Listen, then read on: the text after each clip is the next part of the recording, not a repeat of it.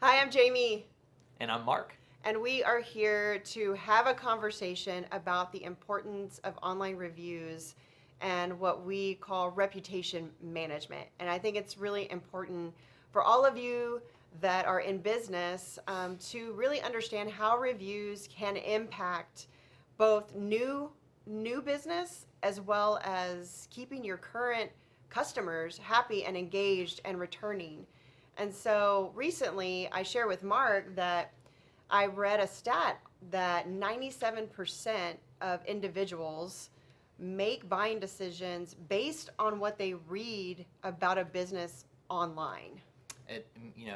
All of the stats that come out as the years progress about reviews, they just make more and more sense, really, because we think about our own personal lives when we think about reputation management, and the reviews that we read, the reviews that we write, the things that we deal with customer service. They all come to either a very positive or a very negative front Right. when we go online and we see these reviews and the decisions that people make or have made based off of the reviews that they read themselves too. And I guess, how would you define reputation management when it comes to you as a user of if you were looking for a property that you'd like to live in, for yourself, what would that mean to you when you were looking at the reviews and the way that that business was responding to those reviews? Yeah, that's a really good question. I think, and just thinking about this topic in general, I was, we as a marketing firm serve many in the real estate industry. So student housing properties, multifamily, senior living, and also help consult other brands on the importance of this. And so, in order to really get my head around that, I really, to your point, went back to what do I do as a consumer? Yeah. And so before I check out a new coffee shop or a restaurant, I look online. Right. I want to see what other people are saying about the establishment. What are they saying? Not only about the vibe of the establishment, but how is the customer service? Yeah. What is the service like? What's the food like? Maybe catch some pictures. Right. And it's really no different for housing. I know that before I chose my current community, I did the same. I wanted to know what people thought about the area because I wasn't familiar with the area. Right. What was around that area that was going to be important to my lifestyle? What was the walkability, if any? Were there schools or healthcare centers? What were those things that would be important for me and what I was looking for? Yeah. And on top of that, just really understanding what are people saying about the community, the staff, the amenity set, those key things that I think are really important just outside of seeing really great photos of empty amenity spaces. Sure, and as great as the layout of something can look for a building or anything like that, it really comes down to that customer service and that reputation online becoming their brand. We stress so much with businesses like Disney and Publix, things that they put so much effort into creating the best customer service possible and making sure that anybody who comes in and goes out of that door has a smile on their face at all times. And that creates this sense of every time I go there, I know what kind of experience I'll have. And reputation management starts and ends there. It's all about making sure that you're consistent with customer service and diagnosing those problems the second they come to you. That's right.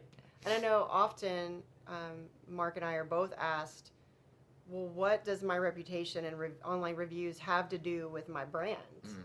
And I think it's really what I said in the beginning, being almost a forgotten marketing tactic.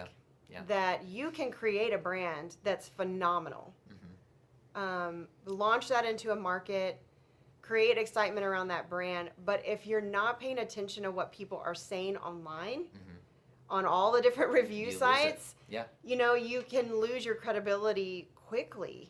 I don't know if you have anything to add about that. Yeah, I think it comes down to the court of public opinion, really. I mean, as much as you can believe in your brand and the things that you're doing to make sure that you stand out, that you're, using the right colors, that you fit into the community around you with the businesses and locals. It's the people that are coming into your door that are staying with you that really create your brand and what it is. We can talk about how great one brand is over and over again until it's tiresome and it's beaten to a dead horse. We succeed based off of how we impact others, and reputation management opens that door for anybody to come in and say, we saw what you said, we fixed it, please tell us more. We want to know what we can do, as we want to serve you. Right. And that's really what it boils down to. Yeah. I think one of the key points to consider is first even understanding, well, what are people saying about my brand? What are people saying about my property? How many reviews do I even have? Yeah.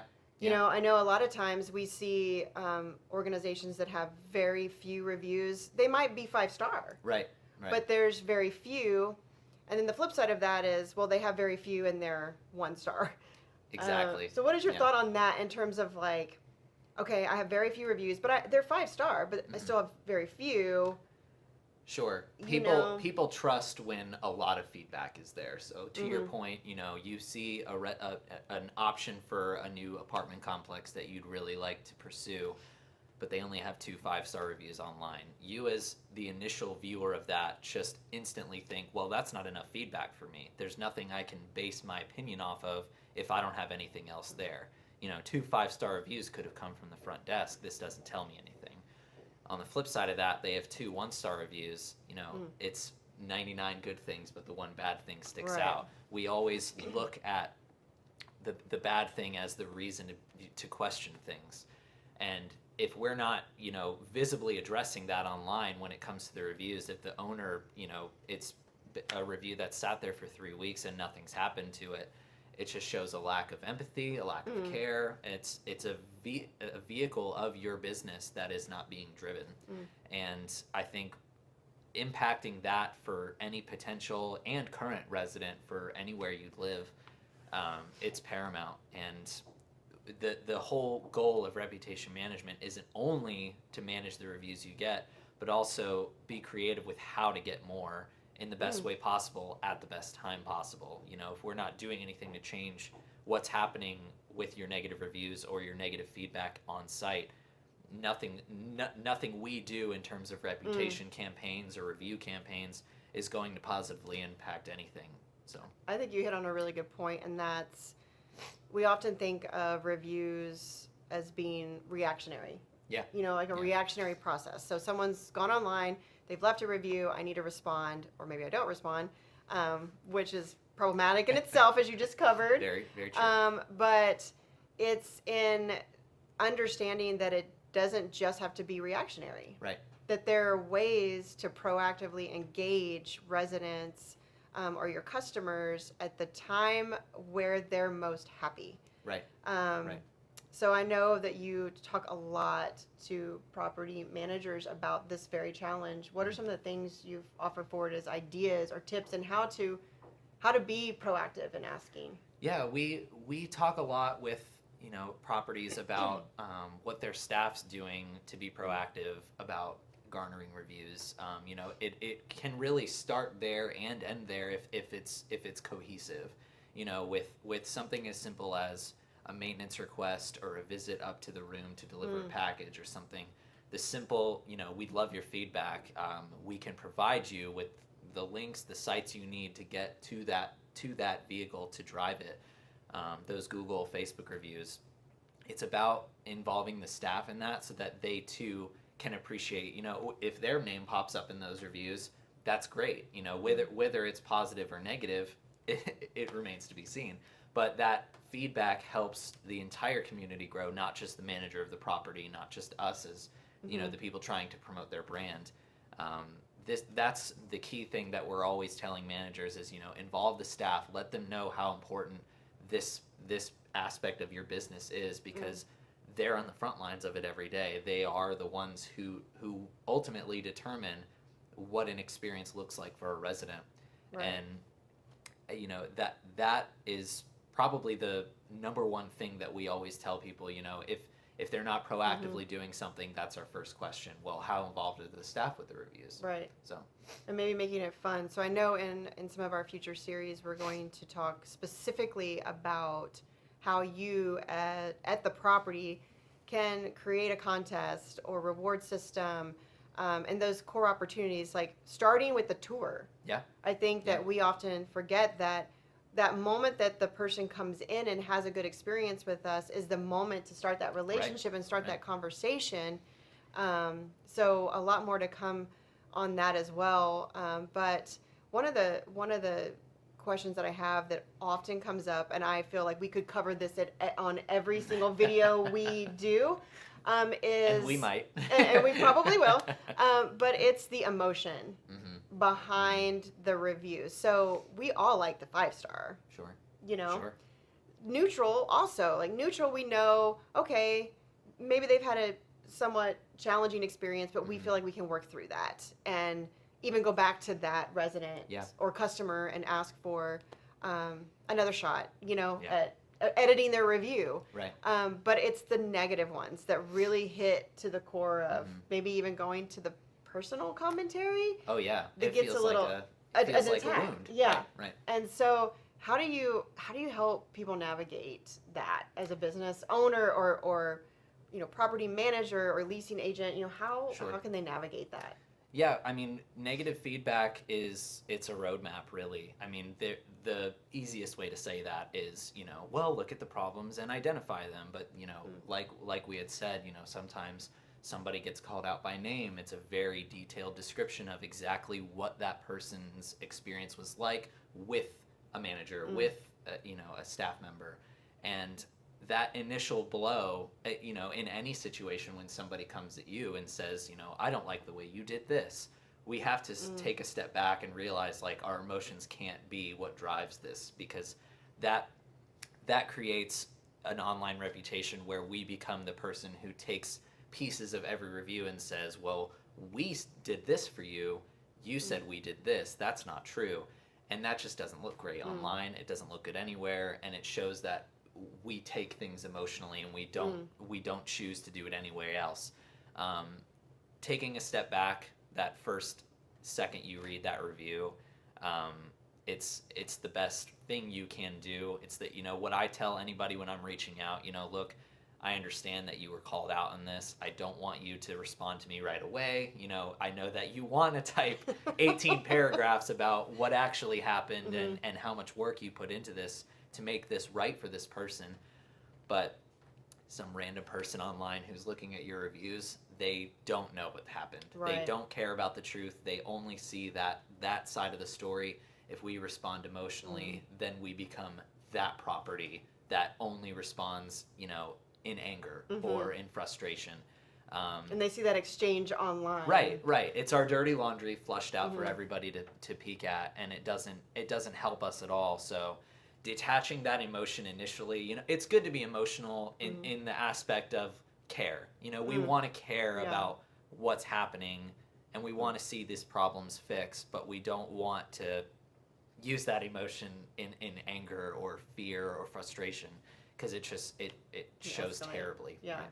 So I know you've been really good about encouraging people to, and we'll say it here, to address, I understand that you're upset about this situation. Yeah. Let's come in, have a conversation. Let us have an opportunity to fix this for you. Yeah. Are there any other tips in terms of response or? Offline promotion is the best thing in that situation, especially if it's that 1-star review that's, 2 paragraphs of exactly why that person is frustrated. Answer a couple, don't go bullet point, like, well, with the washing machine, we did this. With the maintenance, we did this. All that does is it creates a checklist of you being angry at that person, and you just want to get them off of your plate. When in reality, they just told you exactly what they wanted to see fixed.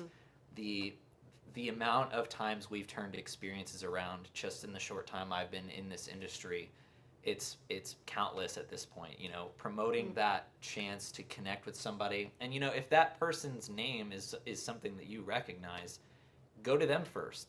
It's easy to say, call the leasing office, come by the leasing office, give us an email, you're asking them to do something again. And they just did something. Good point.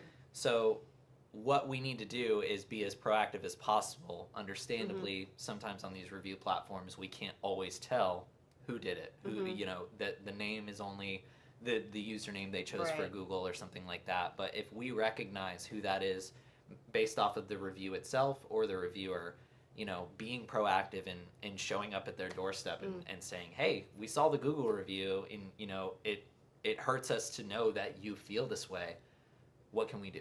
You Right. know, we know what we can do based off of your review, but what we're going to try and fix isn't going to be enough. We want to go above and beyond. Yeah, I think that's key. It's almost, you know, I think we're challenged in the time period that we are all living in with just being able to access anytime we want something online. Yeah. We get caught up in the text, we get caught up in online on, you know, reviews or review platforms, email, and a lot of times it really is going back to the basics of relationship building, and that's face to face. Yeah. Making a call, you know, really showing somebody that you truly are present Right. and you care Right. about what they have to say.